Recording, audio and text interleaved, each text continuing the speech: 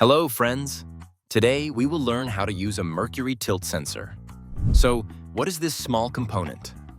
A Mercury Tilt Sensor is essentially a simple electrical switch that activates when the angle of inclination changes.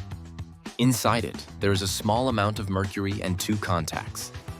As we know, mercury conducts electricity well, so when the sensor tilts, the mercury, which is a conductor, moves and closes or opens these contacts, completing or breaking the electrical circuit. Therefore, this sensor is essentially just a button, and as we know, a button has no polarity, so we connect one of the sensor legs to the GND of the Arduino board, and the other leg to the Arduino digital output, for example D5 or any other digital output. We also add a pull-up resistor with a rating of 10 kilo-ohms from the digital pin to which you connected the sensor to 5 volts. Now connect the long leg anode of the LED through a 220 ohm resistor to any Arduino digital output, for example D6. And connect the short leg cathode of the LED to GND on the Arduino. The code for this sensor is extremely simple.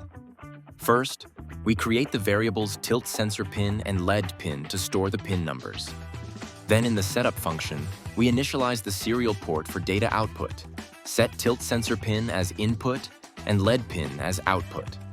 In the loop function, we constantly read the value from tilt sensor pin using digital read and set this value for the LED, and at the end we add a small delay. And now our project is working. As you can see, when I tilt the sensor to one side, the LED lights up. If I tilt it back, it goes out. So, today we figured out the Mercury Tilt Sensor. Thank you for watching and see you in the next video.